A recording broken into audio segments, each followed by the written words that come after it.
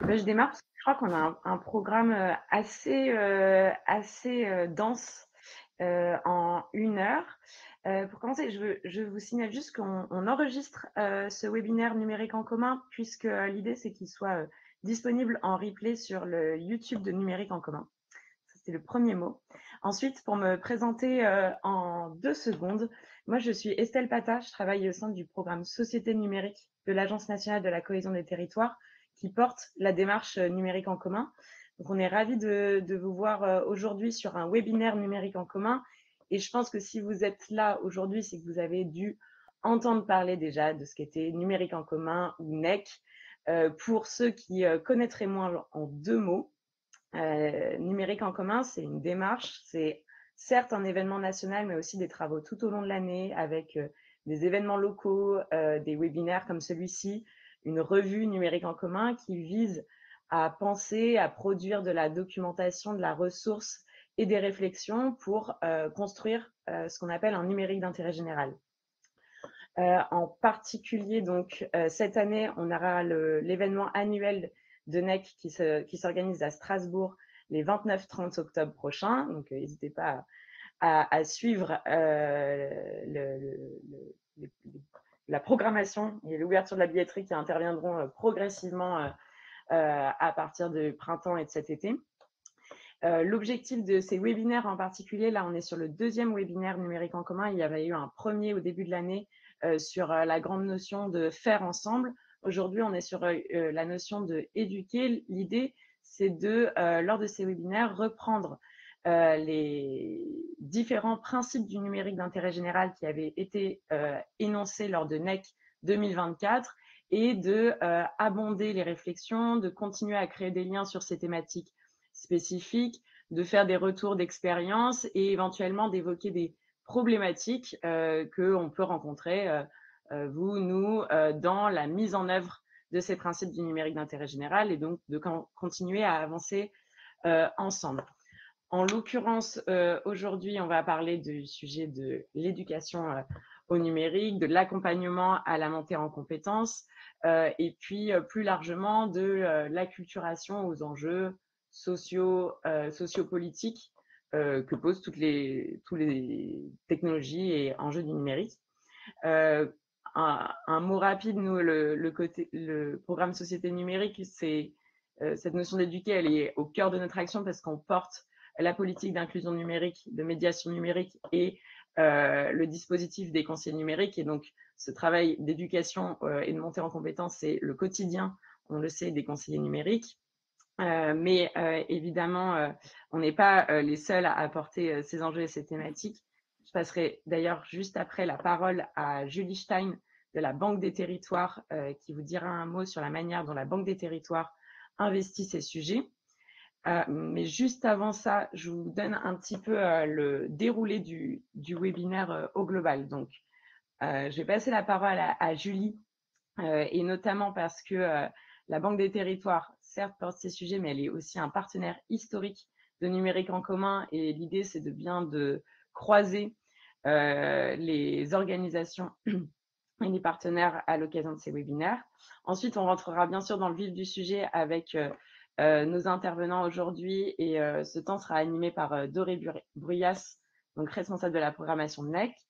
Ensuite, nous aurons des éclairages de François Huguet qui est responsable de la publication de la revue NEC et qui viendra vous raconter les ressources, articles, analyses qui ont pu être faits sur cette notion d'éducation au numérique et en particulier d'éducation auprès des jeunes. Et puis, bien sûr, on l'a déjà dit, n'hésitez pas à formuler toutes vos questions dans le chat. On essaiera de les modérer et de les prendre soit à l'issue des questions avec les intervenants, soit à l'issue du webinaire. En tout cas, merci beaucoup pour votre présence aujourd'hui. Et Julie, je te laisse la main. Est-ce que vous m'entendez bien? Tout à fait. Alors merci beaucoup Estelle. En effet, un petit temps rapide pour vous dire que la Banque des Territoires à la fois soutient depuis le démarrage la démarche NEC. C'est une démarche qui est importante pour nous, qui rassemble largement l'écosystème de l'inclusion numérique. Vous dire aussi que pour la Banque des Territoires, on n'aborde pas le sujet de l'inclusion numérique et le sujet de l'éducation numérique comme deux vases clos qui ne communiquent pas. Pour nous, c'est une même continuité, c'est-à-dire que si aujourd'hui l'école ne joue pas son rôle et qu'on n'a pas une montée en compétences du numérique, dès le départ, on démarre sur un pied d'inégalité, comme on démarrait sur un pied d'inégalité quand on n'a pas les savoirs fondamentaux que sont les maths, le français, etc. Donc on a vraiment une approche où, pour nous, les sujets d'éducation et d'inclusion numérique, c'est des sujets qui sont poreux et qui évidemment communiquent. Vous dire aussi que la Banque des Territoires, sur ces sujets, sur l'ensemble de ces sujets, on intervient via 3 leviers. Le premier, je le passerai rapidement parce que je ne pense pas que ce soit aujourd'hui le plus intéressant, c'est notre volet investisseur. On investit dans des entreprises à impact sur lesquelles on arrive en co-actionnaire. On est opérateur d'un certain nombre de politiques publiques. Typiquement, on opère sous l'égide de l'ANCT la politique publique conseil numérique que vous connaissez tous ici et que je ne vais pas redétailler. Mais on opère également d'autres mandats, et notamment des mandats éducation. Je parlerai peut-être de 2 mandats qui vous parleront à mon avis plus. Le mandat que vous connaissez probablement qui est territoire numérique éducatif. Aujourd'hui, c'est 12 départements en France qui sont donc labellisés territoire numérique éducatif et qui donc créer des alliances pédagogiques et éducatives entre des collectivités territoriales, des académies et des associations et entreprises de la EdTech pour intervenir sur 4 volets. Il y a un volet parentalité numérique, donc comment est-ce qu'on accompagne aujourd'hui mieux les sujets de parentalité numérique, notamment avec et autour de l'école. Il y a un volet qui est lié à la formation des enseignants, qui est évidemment piloté également par Réseau Canopé, un volet qui est lié à l'équipement, donc comment est-ce qu'on équipe les établissements scolaires et qui donc évidemment, parce que c'est dans leurs compétences, c'est plutôt traité par les collectivités territoriales, mais qui est réfléchi aussi au regard de toutes les actions qui sont faites dans TNE, et notamment du dernier volet, qui est le volet ressources. Quelles ressources on met aujourd'hui à disposition des enseignants pour qu'ils puissent intégrer le numérique dans leur pédagogie et faire de l'éducation au numérique. Et donc, évidemment, le volet ressources et le volet équipement sont réfléchis ensemble. Et c'est ce qui fait une force de TNE, justement, c'est qu'on ne réfléchit pas à part ces 2 sujets, ce qui peut souvent être évidemment problématique, puisqu'on a parfois des incompatibilités ensuite à terme entre l'équipement qu'on met à disposition et bien sûr les ressources qu'on met à disposition des enseignants. L'autre mandat dont je vous parlerai peut-être un petit peu, parce qu'il est d'actualité, c'est le mandat P2IA. Donc, c'est un mandat qui vise à sélectionner des entreprises qui développent des solutions d'IA qui interviennent sur 3 volets des savoirs fondamentaux, les maths, le français et les langues vivantes, sur le cycle 2 et le cycle 3. Il va y avoir un prochain mandat qui sera lancé sur le geste de l'enseignant. Donc, comment est-ce que l'IA vient accompagner l'enseignant dans sa pédagogie, comment est-ce ça peut faciliter les apprentissages, comment est-ce que ça peut justement faire créer des apprentissages différenciés en fonction des besoins et du rythme de chaque élève. Ça, ce sont des solutions qui sont sélectionnées et qui sont accompagnées par la recherche. Donc, il y a vraiment un volet où on regarde vraiment l'impact qu'a l'IA sur les apprentissages. On continue à soutenir les projets que si l'impact il a pu être réellement démontré.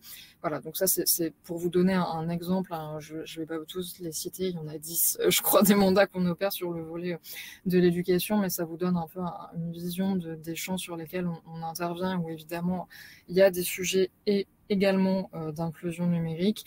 Et enfin, le dernier volet sur lequel on intervient, c'est en partenariat. On est partenaire soit d'un certain nombre de structures, soit de démarches, comme c'est le cas sur la démarche NEC. On va aussi être partenaire d'Emmaüs Connect, qui développe aujourd'hui des communs sur le reconditionnement solidaire et comment ces communs-là ils peuvent permettre aujourd'hui de développer des boucles locales de reconditionnement solidaire. On va soutenir également des associations comme Famille Rurale. On va soutenir des collectivités directement qui ont des projets d'inclusion et ou d'éducation numérique. Enfin voilà, pareil, je vais pas vous refaire tout le panel, mais c'est pour vous dire qu'on intervient et sur toute la chaîne de valeur et tous les temps de la vie où on est confronté au numérique, de l'enfance jusqu'à l'âge adulte et même pendant l'âge adulte, et qu'on intervient via 3 leviers: en investissement, en partenariat et en mandat.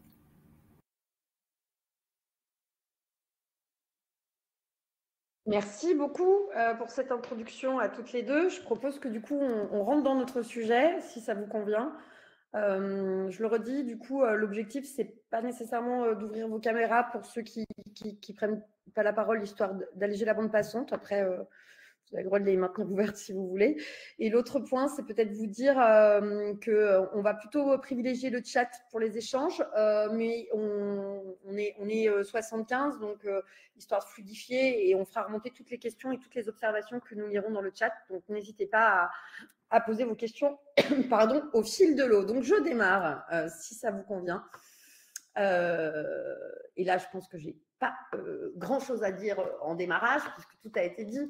En effet, l'idée de traiter, pardon, l'idée de traiter ce principe de l'éducation, c'est bien d'essayer de dépasser les difficultés d'une approche collaborative de l'éducation numérique, et bien d'essayer de revenir sur les finalités et les modalités de sa mise en œuvre, parce que quand on parle d'éducation numérique, en fait, on se rend compte que le sujet n'est pas forcément, on ne dit pas toujours la même chose avec ce mot-là, en tout cas. C'est plutôt comme ça qu'il faudrait le prendre. Donc, pour démarrer et pour éclairer cette conversation, on a le plaisir d'accueillir 2 chercheurs avec nous.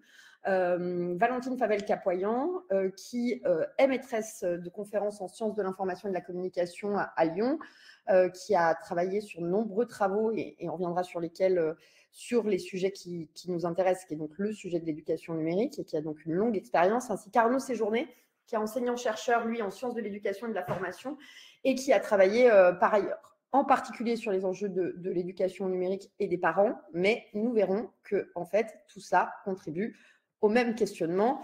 Peut-être 3 sources qui me semblaient intéressantes de pusher, puisque le premier projet, et je laisserai Valentine revenir peut-être dessus, c'est le projet Ado Privacy, qui a été un projet de recherche-action qui a été conduit pendant 2 ans, je ne voudrais pas dire de bêtises, pour travailler sur la sensibilisation des jeunes à la protection de la vie privée sur les plateformes numériques. Et je pense que ça a été l'occasion d'apprendre beaucoup de choses aussi sur les besoins des adolescents et sur les pratiques des adolescents. Et puis, j'ai fait le choix de vous parler de ce qu'on appelle des GTNUM, qui sont des groupes thématiques portés par la direction du numérique éducatif, et qui, du coup, permettent de travailler des thématiques. Et donc, il y en a bien une sur la question des compétences émotionnelles face aux défis du numérique, puisque quand on parle de compétences numériques, eh bien, on se rend compte que le sujet est assez vaste.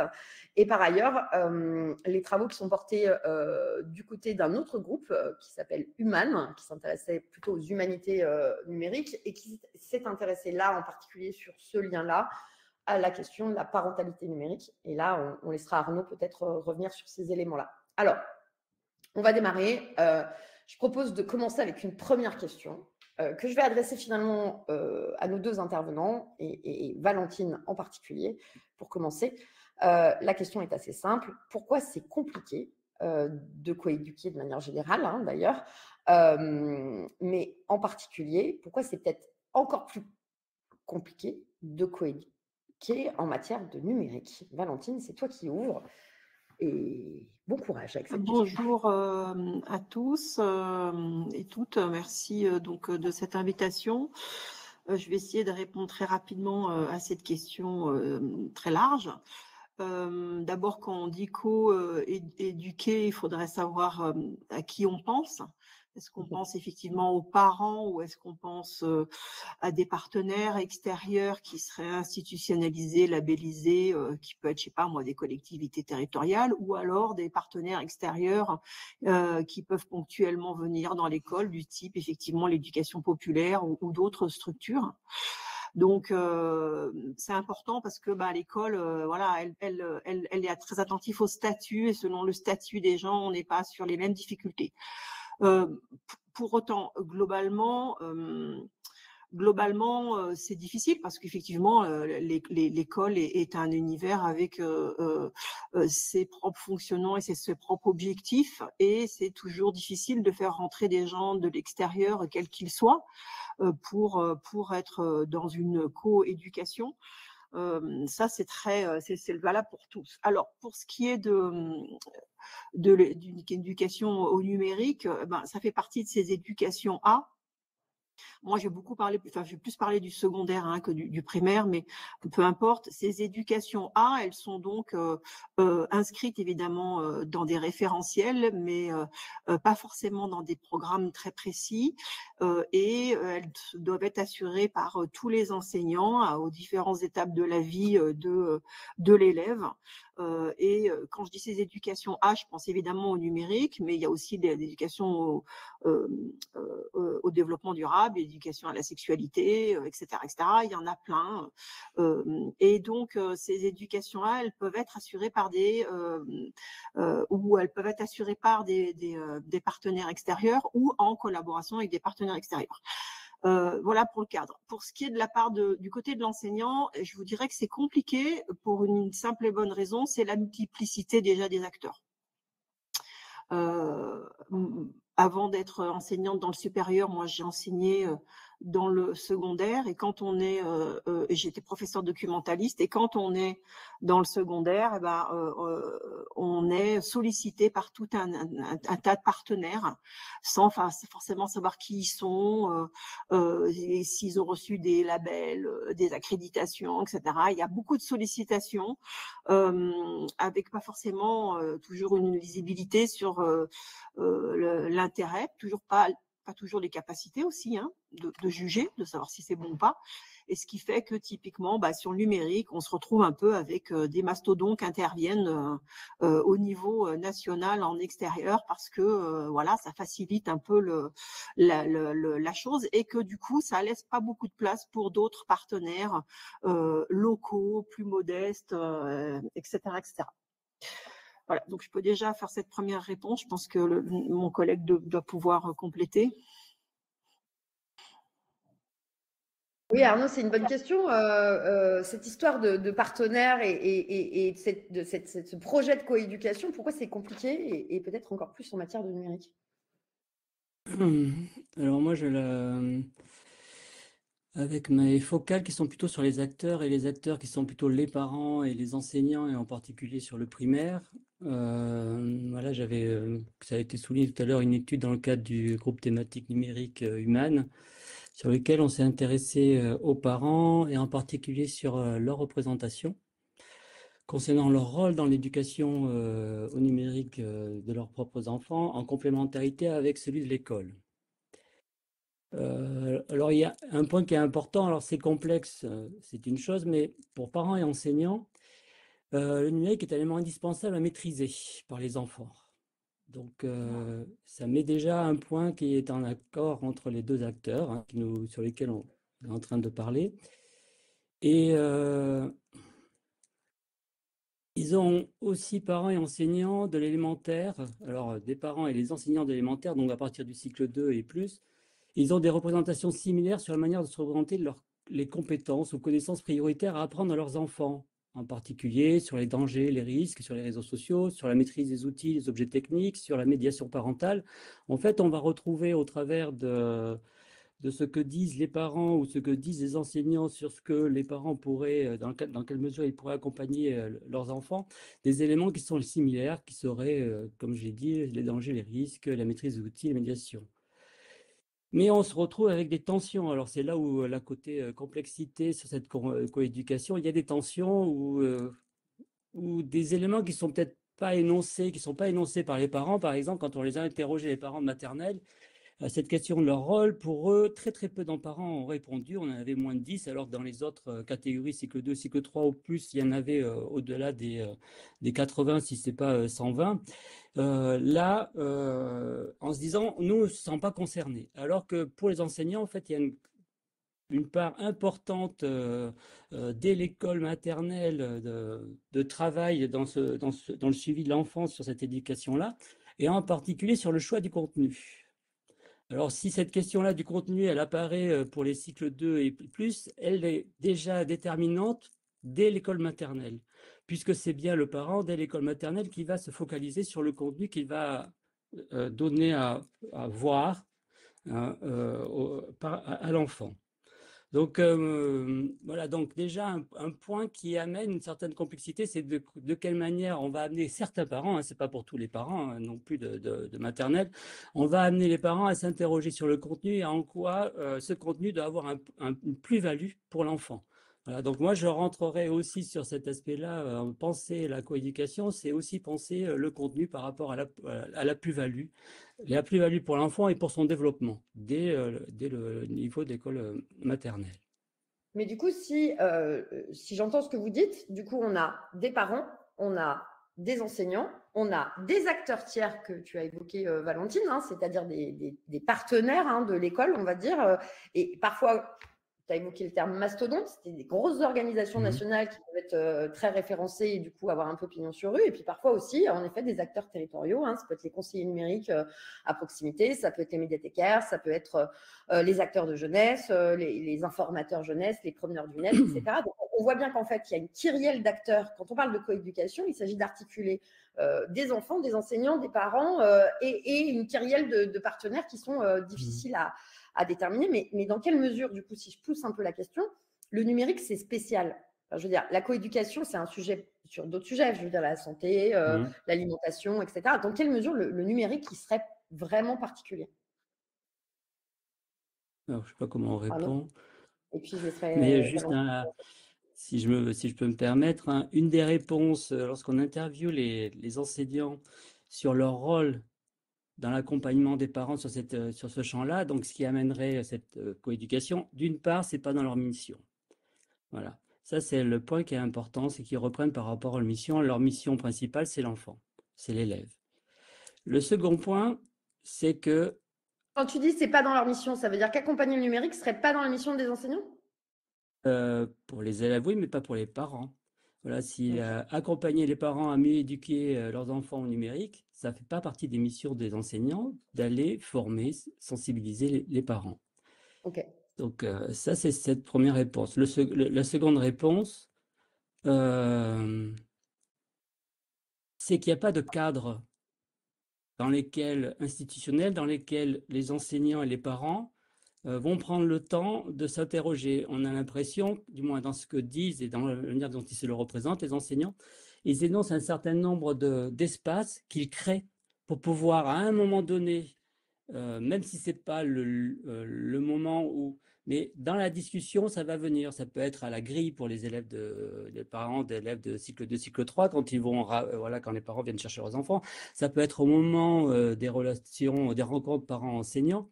Il n'y a pas un cadre institutionnel qui est posé. Et du coup, c'est eux qui vont créer des temps et des espaces d'échange sur cette question-là d'éducation numérique. Alors après, c'est vrai qu'ils vont penser aussi à des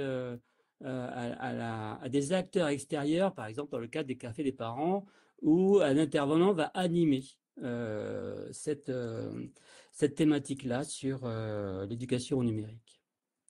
Ok.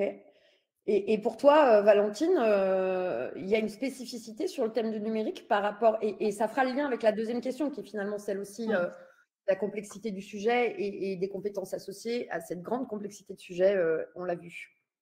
Oui, la spécificité, justement, tu l'as un peu dit, c'est que en fait, ces acteurs-là ont parfois une vision différente de ce qui est recouvert par cette thématique et où ça commence, où ça s'arrête. Là, le collègue parle par exemple de l'éducation aux parents. C'est vrai que ce dont il parle, c'est si vous êtes je sais pas moi, en maternelle et que vous faites de l'éducation numérique, et bien effectivement, forcément, il faut y associer les parents. Parce que effectivement, s'ils si les élèves, les jeunes enfants ont du matériel numérique, il est fourni par les parents. Donc, on voit bien que là, il y a une limite, le collègue dit, qui pose problème. Ça veut dire que du coup, ils se disent, c'est pas à eux de faire ça. Voilà, tout à fait, évidemment. Hein, si les enseignants commencent à éduquer les parents, ça devient compliqué. Pour autant, on voit très bien que c'est entremêlé. Et je dirais que le problème du numérique, c'est ça, c'est que comme de l'éducation à la sexualité, ce sont des pratiques qui vont être liées à des environnements culturels, à des environnements sociaux ou culturels qui vont être liés à des activités qui vont être parfois en dehors de l'école. Enfin, il y a des similitudes, mais j'allais dire qu'en gros, dans l'éducation à la sexualité, on a tous maintenant une vision à peu près claire de ce que ça va regrouper, ce qui n'est pas le cas dans l'éducation numérique. Voilà.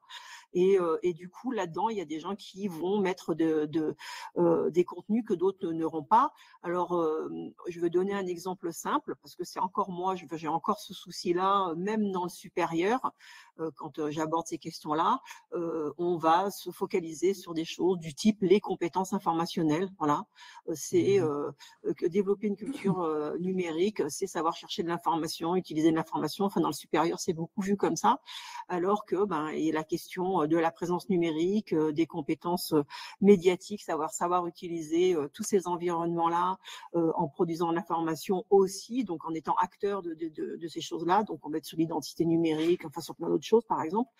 Ça peut être tout un pan qui, pour certains, ne fait pas partie de ce lot-là. Vous voyez, donc les définitions sont assez floues.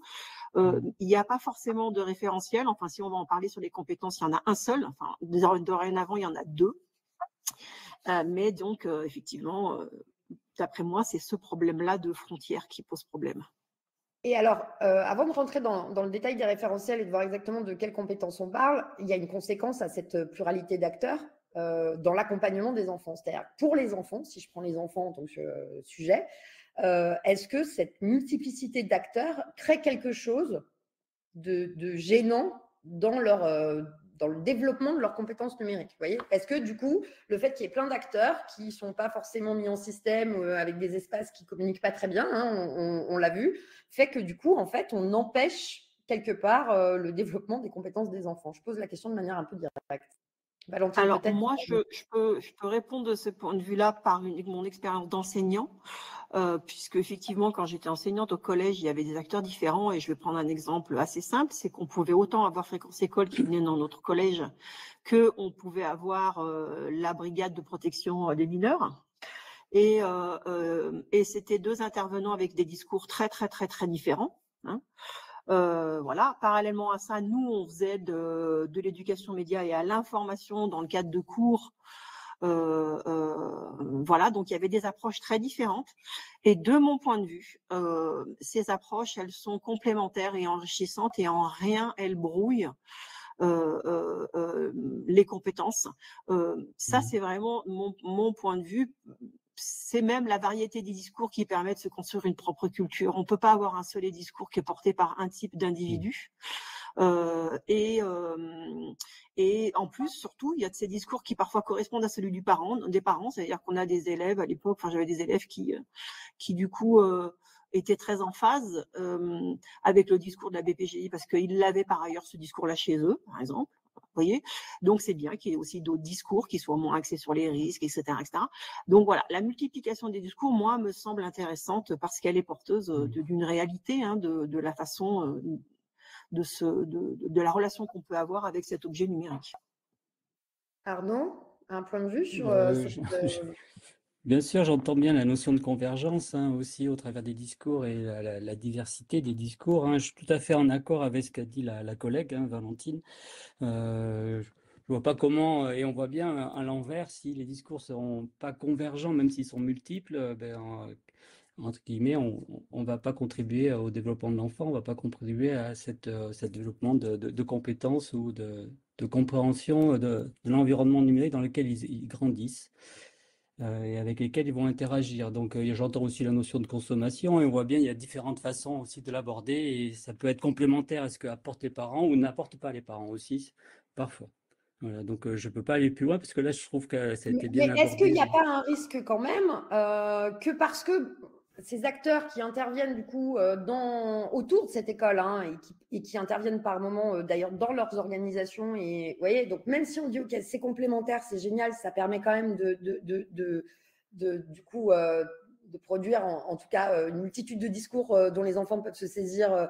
Est-ce qu'il n'y a pas un risque par contre d'être un peu, de pas être dans des schémas de progression de compétences, vous voyez? Est-ce qu'il n'y a pas le risque en fait parce que qui revivent 1200 fois la première année, quoi. Je ne sais pas si vous voyez ce que je veux dire. C'est-à-dire qu'en fait, on n'est pas puisqu'on n'est pas complètement aligné sur à tel âge ils doivent faire ça, à tel âge ils doivent faire ça, à tel âge ils doivent faire ça. Est-ce que du coup le risque, c'est pas qu'ils vivent beaucoup de sensibilisation? C'est déjà le risque actuellement, hein, c'est déjà le cas dans l'enseignement, sans parler des partenaires extérieurs. Ça veut dire qu'il y a effectivement un référentiel de compétences qui est celle du CRCN, un cadre de référence des compétences numériques. Peut-être que tu peux l'afficher, cette diapo-là. Voilà. Donc, c'est le cadre concernant la culture numérique, l'éducation numérique qui existe. Hein. Mais bon, voilà, il est donné et il ne nous dit pas qu'est-ce qui doit être fait et quand. Donc, du coup, dans la réalité des faits, que ce soit dans le premier ou dans le second degré, on est sur des choses qui peuvent être très parcellaires ou très construits avec des curriculums, etc. Donc, c'est déjà le cas. Hein, et de ce fait, on voit une réalité de terrain avec des élèves qui sortent du secondaire avec, pour certains, des parcours très construits, d'autres pas du tout, d'autres carrément rien. Donc, on est vraiment dans une pluralité là que l'éducation nationale n'arrive pas d'ailleurs à maîtriser. Donc, les rapports s'enchaînent en disant il faut que ça soit plus avec un curriculum. Ça veut dire un curriculum, c'est ce que tu dis, Doris, c'est-à-dire à tel âge il faut faire telle chose, hein, voilà. Et dans la réalité, ça se fait pas. Pourquoi? Parce qu'il n'y a pas de prof de CRCN et que c'est tout le monde qui doit le faire et personne à la fois. Et voilà. Donc du coup, effectivement, quand il y a des gens qui interviennent à l'extérieur, parfois, ça s'inscrit très très bien là-dedans. Et moi, je dirais que de mon point de vue, pour éviter, j'allais dire, une cacophonie, etc., et pour qu'il y ait une convergence, il me semble que les partenaires extérieurs doivent s'inscrire dans ce cadre-là. Je le trouve pas très bon, ce cadre-là, hein, attention, hein, je trouve qu'il lui manque plein de choses. Je vais vous dire une chose très précise qui lui manque. Par exemple, il n'y a rien sur l'éducation à l'image, donc je trouve ça extrêmement dommageable. L'esprit critique, il n'y en a pas énormément non plus hein, dans ce cadre. Bon, peu importe, c'est le cadre qui est là pour l'instant.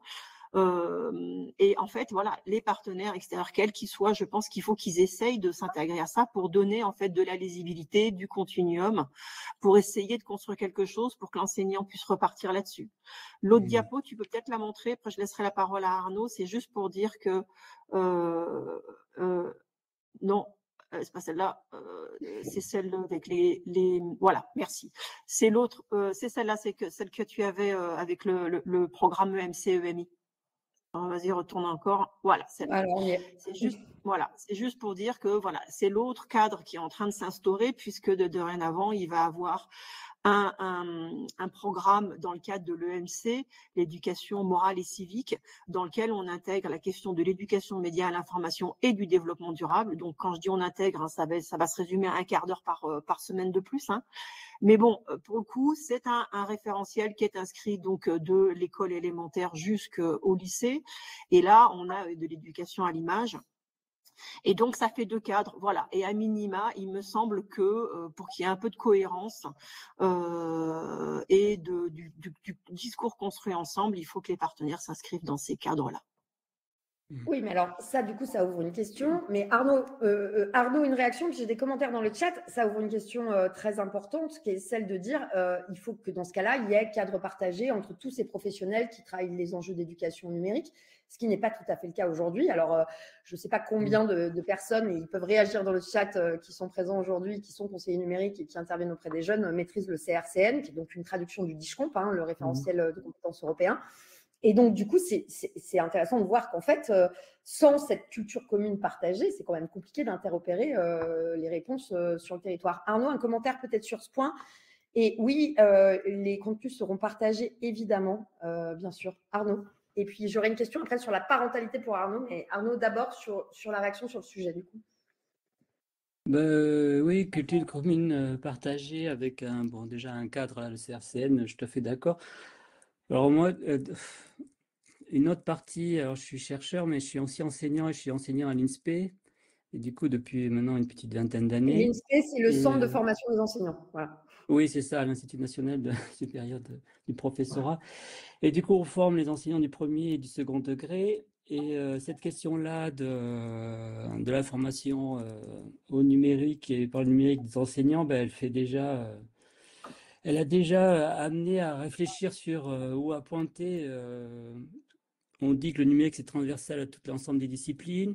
Les enseignants disciplinaires ne s'engagent pas non plus à enseigner et à faire réfléchir leurs propres futurs, les étudiants qui sont les futurs enseignants, dans quelle mesure, du moins pas tous, hein, je ne veux pas généraliser non plus et ça évolue, mais dans quelle mesure le numérique peut être un moyen, mais on peut, tout en étant un moyen, on peut aussi réfléchir sur ce numérique-là avec lequel on va enseigner et avec des tâches pour les élèves. Du coup, ça amène vraiment à repenser la formation et les enseignants aussi l'énoncent quand on les interroge sur. Je reviens à ce que moi je travaille à mes études, hein, mais les enseignants se disent, même pour des enseignants du primaire, se disent on est légitime par rapport aux enseignants pour échanger, mais on n'est pas aussi compétent pour échanger sur certains points, sur la question des réseaux sociaux, sur la question le fonctionnement même de l'objet technique et les réseaux sociaux avec les algorithmes de recommandation en particulier. Et du coup, ils se sentent pas. Voilà, cette question-là de les compétences, hein, vous le pointez, et c'est se dire, en formation continue, ben, on sait bien où ça en est, hein, il y a des points qui sont centraux et qui sont travaillés sur les maths, les français, et ce champ disciplinaire, alors est-ce que c'est une discipline ou autre, hein, comme il peut y avoir dans d'autres pays, mais elle n'a pas encore pris place, hein, elle n'est pas réellement là, hein, on essaye, et même dans la formation, ça devient le parent pauvre, hein, comme on dit, de la formation des enseignants, qui est le numérique ou même le EMI. Hein. Je vois avec la collègue là, c'est son travail, c'est bien le cheval de bataille, c'est bien l'éducation aux médias.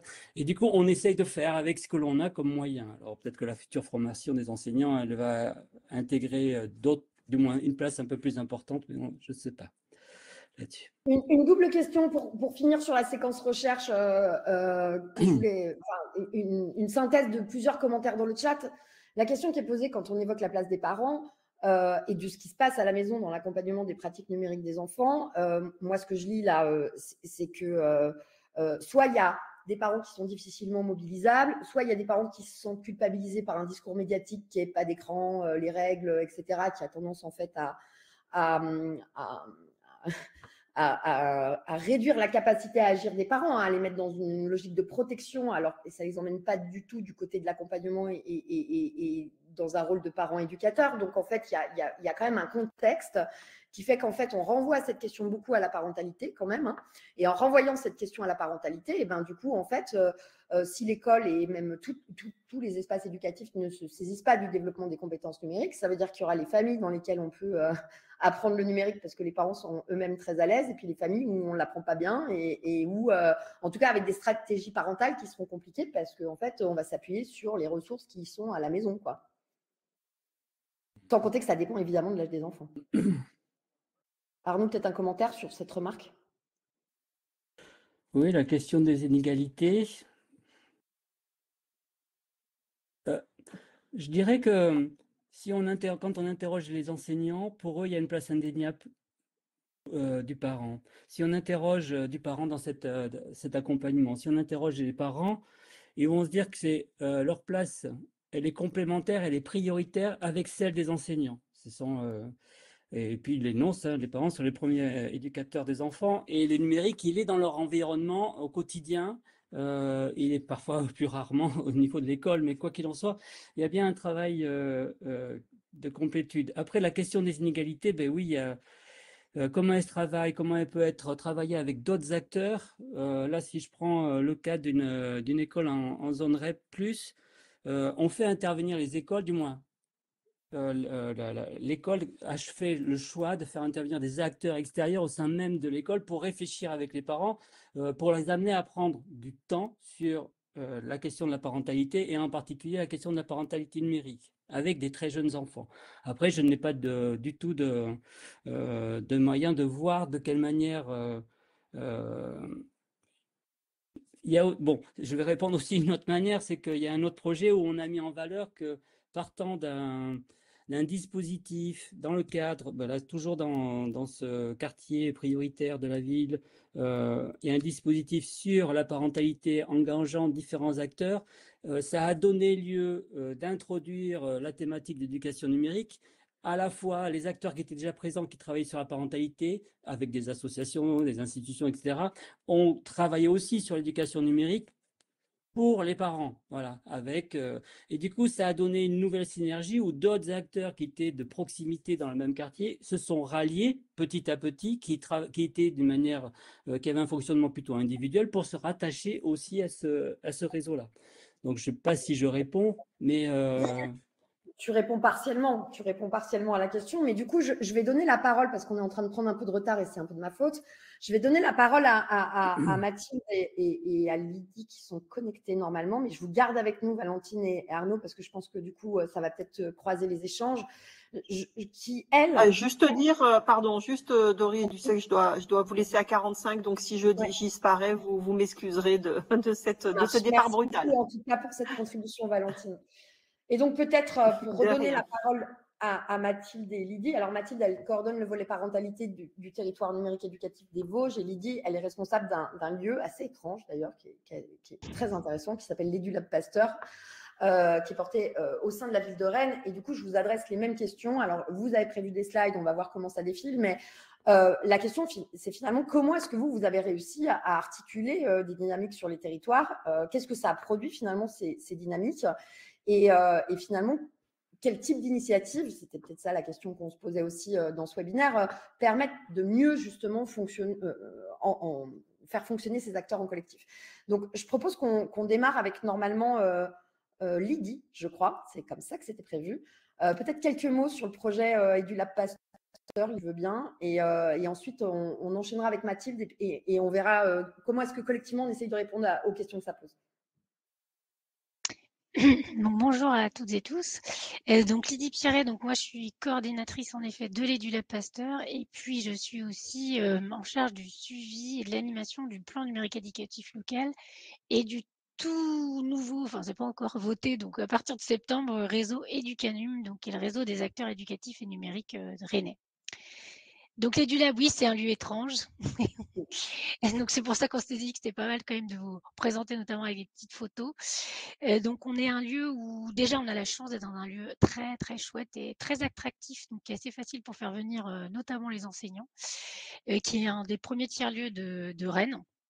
Et donc l'idée en fait de la ville, c'était d'avoir un tiers-lieu éducatif municipal, puisqu'on est rattaché à la direction éducation enfance, et donc qui au départ avait un projet très en collaboration avec l'éducation nationale, et puis finalement aujourd'hui c'est un support de partenariat, enfin ouvert à tous les partenaires. En fait, ce lieu est pour tous les partenaires éducatifs et numériques et il est leur lieu et voilà, évidemment, donc il y a des facilitateurs numériques qui sont présents, mais en tout cas c'est le point de départ. Et donc l'idée c'était d'offrir un lieu ressources, expérimentation pour faire un pas de côté sur la question des usages numériques. Et puis aussi, il y a une dimension gouvernance. Bah oui, je vais vous expliquer les différents usages, mais il y a une dimension aussi gouvernance, puisque l'idée c'était d'avoir un tiers-lieu, c'était d'imaginer d'autres formes de gouvernance avec les usagers. Donc en effet, vous voyez sur les usages, en fait, notre point de départ, nous, c'est toujours l'aspect créatif, expressif.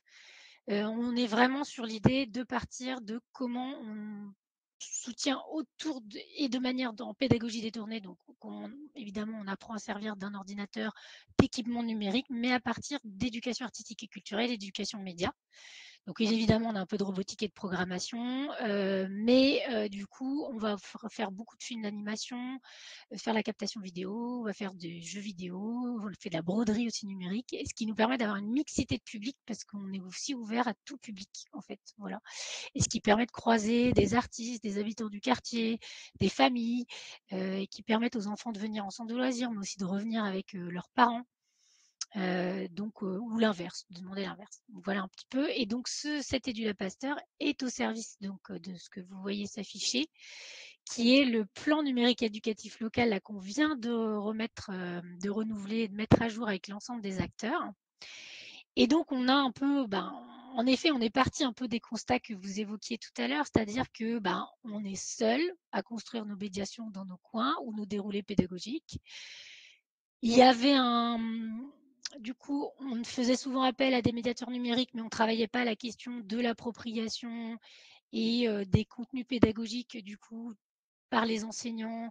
Voilà, il y a pléthore de ressources et c'est très chouette, mais il y a trop peut-être de ressources et pour le coup, les enseignants sont un peu perdus, n'ont pas forcément le temps à accorder à ça. Donc, on s'était dit, du coup, on a donné une nouvelle orientation aussi à l'EduLab qui était de dire l'EduLab a pour objectif de s'approprier des relais pédagogiques, des contenus pédagogiques, des médiations dans le faire en fait. On fait et qu'on fait avec une classe et on saura reproduire du coup avec les autres cohortes et les autres élèves que l'on aura après. Voilà, et idem pour l'ensemble des acteurs éducatifs. On s'est rendu compte aussi qu'on avait des discours, alors pour le coup, ça rejoint ce que vous disiez tout à l'heure, différents, mais le problème, c'est qu'ils sont antinomiques et que quand vous allez voir des parents ou des professionnels, des travailleurs sociaux, parce qu'on travaille beaucoup avec des travailleurs sociaux, ben, c'est un peu compliqué de résoudre le technophile, technophobe, l'histoire du crétinisme numérique et l'état de la recherche actuelle qui nous dit que ben non, en fait, pas tant que ça.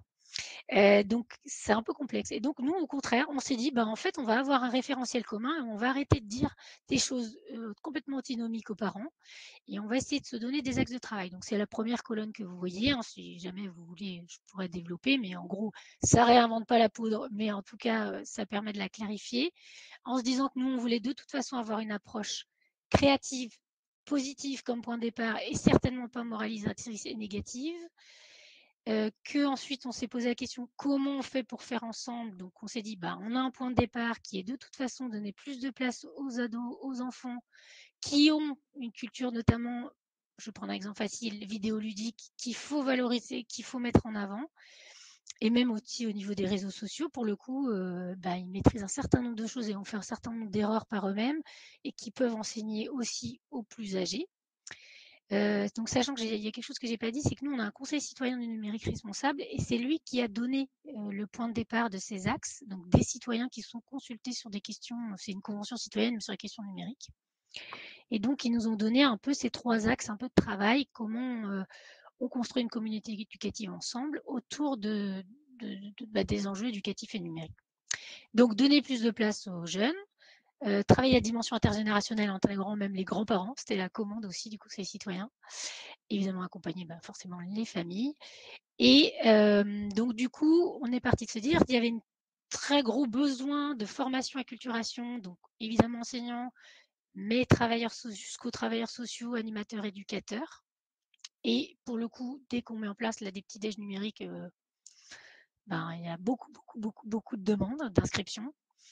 Et puis l'autre aspect, on s'était dit aussi, il faut qu'on mette vraiment en lien l'ensemble des acteurs de la recherche, du développement économique, parce qu'on a cette chance sur Rennes d'avoir tous ces acteurs, et notamment au niveau de la recherche, d'avoir vraiment des très très beaux travaux et des belles études et des chercheurs très intéressants, très impliqués. Avec le Marsouin qui est installé à Rennes. Exactement, entre autres, mais pas que, parce qu'on en a d'autres aussi.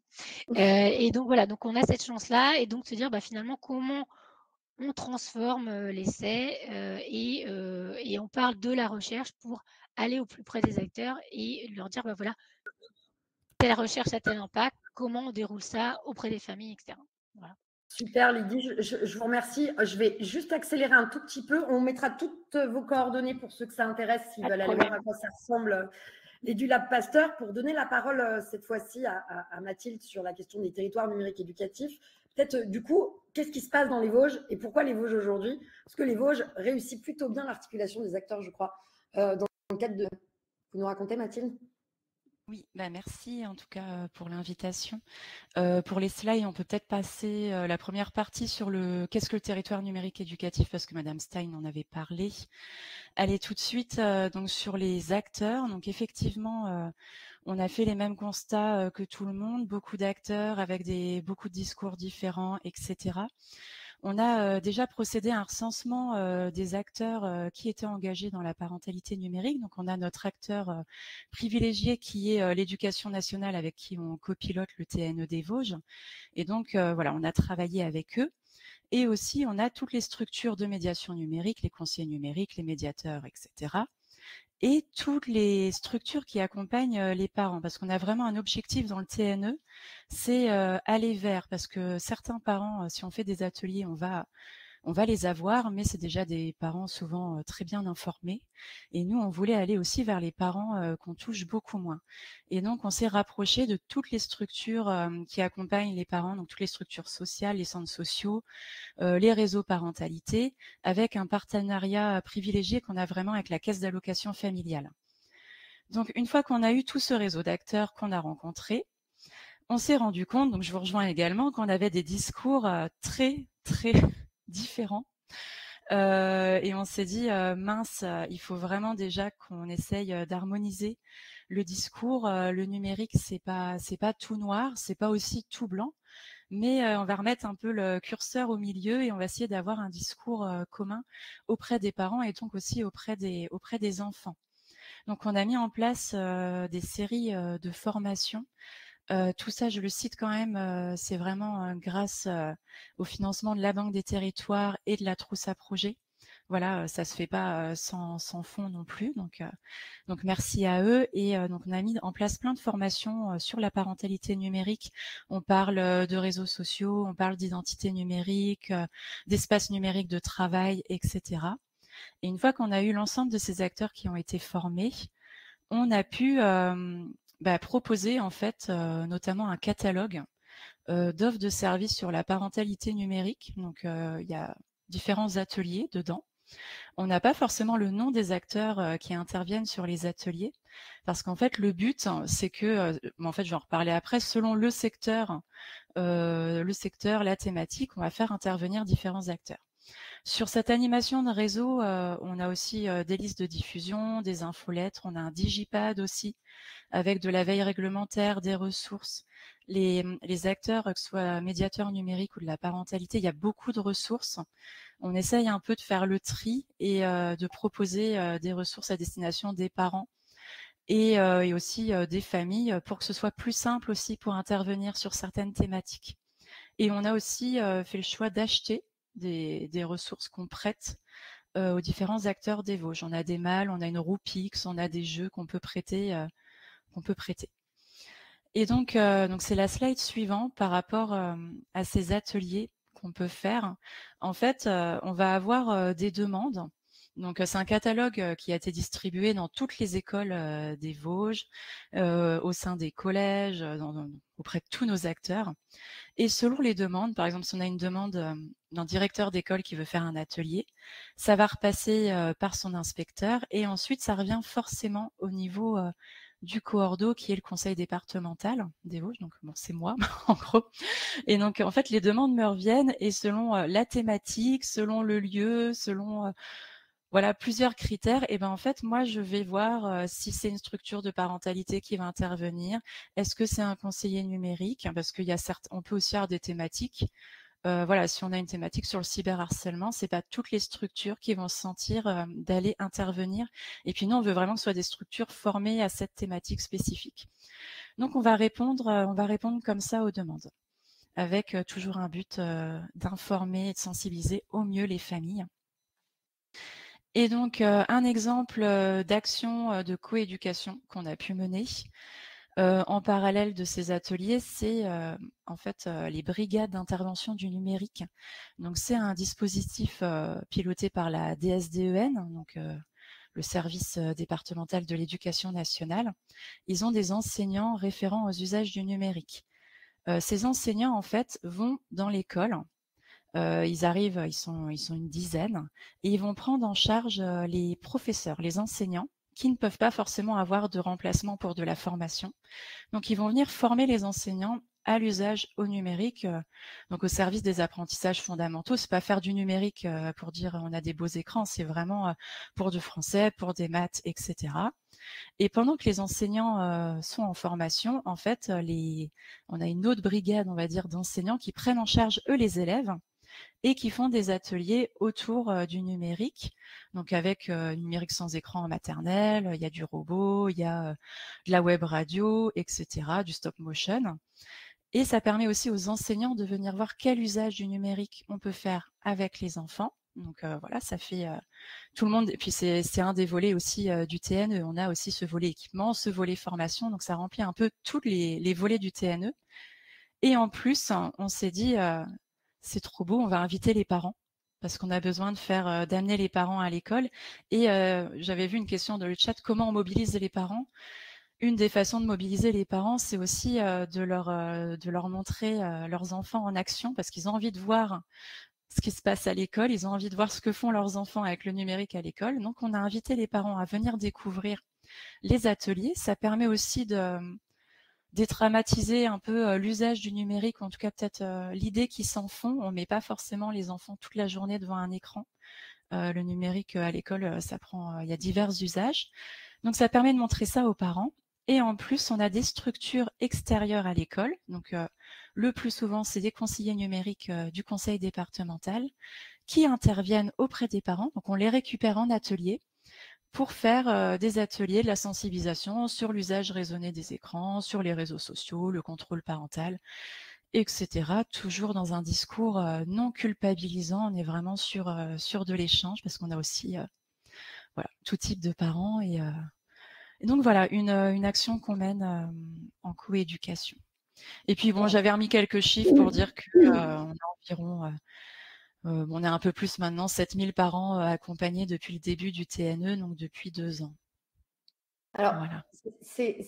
On a pris un peu de retard, donc je vais essayer de synthétiser, mais c'est quand même très intéressant de voir que vos deux expériences croisées, et ce sera l'intervention de François juste après, montrent bien qu'à un moment donné, ce qui est possible de faire, en fait, c'est soit du côté de Rennes, c'est un lieu qui va permettre de rassembler les acteurs, de les fédérer, de permettre la rencontre, soit du côté de TNE, c'est plutôt un mode distribué, avec vraiment une interface qui est créée dans le cadre du TNE, et donc avec une interlocutrice qui s'appelle Mathilde Collin, qui du coup redirige après avoir formé les acteurs, mais ce qui est le cas aussi à l'EduLab, et qu'on voit bien en fait, c'est qu'il faut organiser une démarche collective qui va permettre en fait d'avoir différents éléments de réponse et d'embarquer en fait et de créer aussi ces cadres où les professionnels vont se rencontrer, travailler ensemble, identifier des ressources, des relais, etc.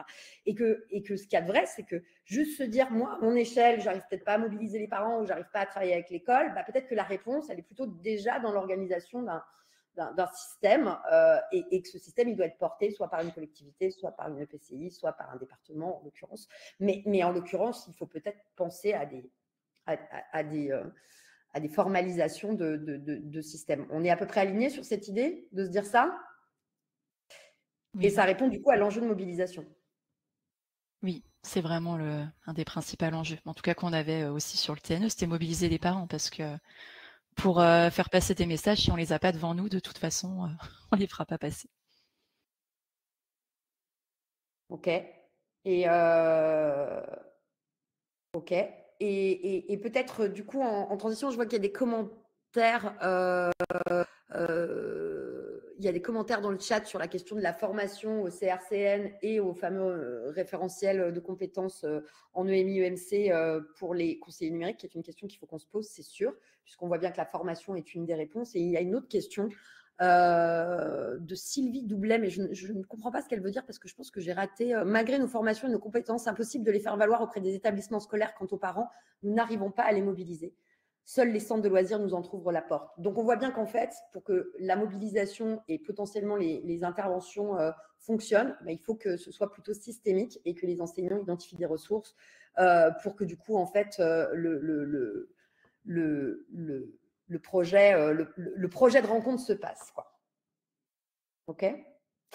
Peut-être François, c'est à toi François, sur qu'est-ce qu'on a dans les revues Next qui parlent de ce sujet-là et qui permettent du coup de revenir sur le sujet d'aujourd'hui, sachant que c'est une ouverture et qu'on traitera ce sujet cette année à l'édition strasbourgeoise, évidemment, en créant des temps sur cette thématique, puisque je vois bien quand même qu'il y a pas mal de questions sur les enjeux de mobilisation, donc il faudra qu'on trouve des réponses. François. Les enjeux qu'on a abordés, merci à toutes et à tous pour vos interventions, et on est vraiment au cœur d'une problématique extrêmement transversale à tous les enjeux auxquels doit faire face le numérique d'intérêt général. Ce que je peux vous dire, c'est qu'on va consacrer une revue numérique en commun sur ces questions, justement, de la parentalité numérique, de l'éducation aux médias, à l'information. Donc, on va revenir sur tous ces enjeux qui ont été travaillés aujourd'hui et qui sont extrêmement intéressants. Nous, on s'est rendu compte à chaque fois, je crois que ce dont on a parlé aujourd'hui, on on en parle au sein de la revue. Mais dans le deuxième numéro, on avait regardé comment on peut coéduquer et faire de la médiation numérique en établissement de santé mentale. On avait fait un reportage notamment suite au NEC qui s'était déroulé dans la Drôme sur ces questions-là. Donc ça, vous pouvez le retrouver dans le numéro 2. Dans le numéro 3, on s'était intéressé aux questions d'illettrisme et au pouvoir d'agir. Et donc là, on pourrait presque, ce dont on a parlé aujourd'hui, remplacer parfois le mot éducation par pouvoir d'agir, etc. et retomber exactement sur la même chose. Donc ça a été vraiment traité dans la revue 3.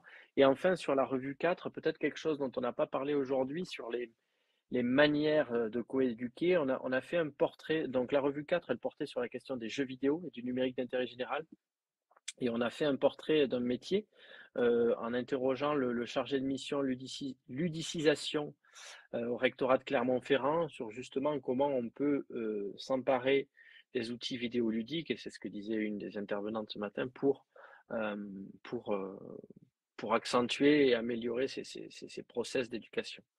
Donc voilà un petit peu, à chaque fois, je crois que ce dont on a parlé, c'est vraiment des choses extrêmement transversales, donc ça infuse au sein de tous les numéros de la revue.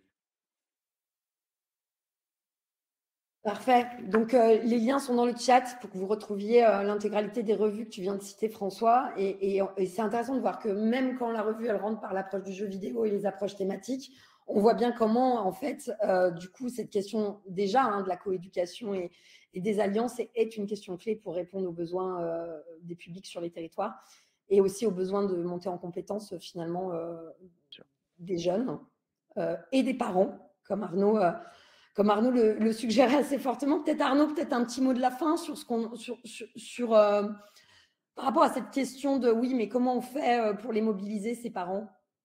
Un petit mot de la fin pour Arnaud Séjourné qui a beaucoup travaillé là-dessus. Et merci encore, François. Alors moi, je suis toujours avec mes acteurs locaux, mes acteurs qui sont les parents et les enseignants. Mais après, il y a une multiplicité des acteurs aussi sur un même territoire. Et là, j'ai bien apprécié la collègue là, ou des Vosges ou de Rennes, qui montre bien cette multiplicité des acteurs qu'on peut rassembler.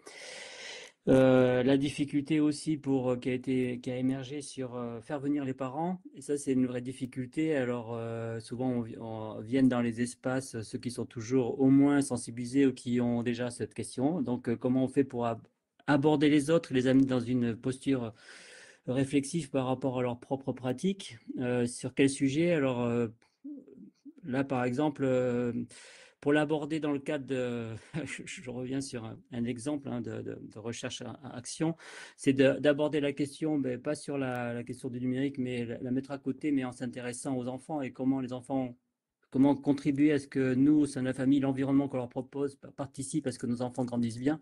Et du coup, on revient sur des activités. Alors là, c'est dans le cadre de parents en maternelle, mais des activités par un jeu de photolangage qui sont sortir au bois, aller au parc, aller au bac à sable. Et dans chacune de ces activités-là, réinterroger le développement de l'enfant, langagier, cognitif, moteur, etc. Et du coup, amener petit à petit les parents aussi comme autre activité, c'est les activités avec les tablettes et d'échanger avec eux sur l'apport ou les risques ou les précautions à prendre et revenir introduire comme ça ce type de sujet. Et en fait, on l'a testé et ça permet à ce que l'ensemble des parents puissent être touchés, ceux qui sont aussi, du moins quand il y a un vrai travail entre les enseignants et les parents au sein même d'une école. Et je crois que c'est aussi là un des enjeux ou d'un des défis, c'est comment faire pour que les parents soient intégrés dans l'école, dans penser la démarche pédagogique, parce que souvent on les met à l'écart. Or, si le sujet les concerne, pourquoi les mettre à côté? Voilà, et pour moi, ce serait un de mes mots, et c'est une difficulté de faire passer cela, c'est comment on amène à ce qu'on conçoit avec eux les dispositifs qui les concernent. Voilà, je m'arrête là. Et merci pour votre... C'est-à-dire qu'en fait, ça fait le lien avec notre premier webinaire sur la co-conception des dispositifs. Et en effet, ça veut dire qu'il ne faut pas oublier les besoins des parents et essayer au maximum que les propositions qui sont faites viennent répondre aux questions et aux problèmes qu'ils rencontrent dans leur quotidien. Et ce point est vraiment très important, et ne pas mélanger finalement les besoins d'accompagnement des enfants avec les besoins des parents, qui sont peut-être des besoins d'accompagnement qui ne sont pas toujours les mêmes. Et puis, par ailleurs, il y a aussi une forme que tu défends, Arnaud, qui est la forme événementielle. C'est comment on fait des espèces d'événements festifs, rassembleurs, familiaux. Alors, nous, on l'a testé à Lyon avec Super Demain, mais je crois que vous faites une rencontre équivalente du côté du Mans. C'est-à-dire comment est-ce qu'on fabrique des formes événementielles qui soient en effet non culpabilisantes et qui permettent aux gens de venir passer un bon moment. Voilà, pour ceux que ça intéresse. Allez, c'est la fin, je suis désolée. Laetitia poussait quelque chose d'extrêmement Montaron, d'extrêmement intéressant. En effet, il y a la CAF finance beaucoup d'actions de parentalité. Elle soutient énormément les actions de parentalité et les actions de parentalité numérique.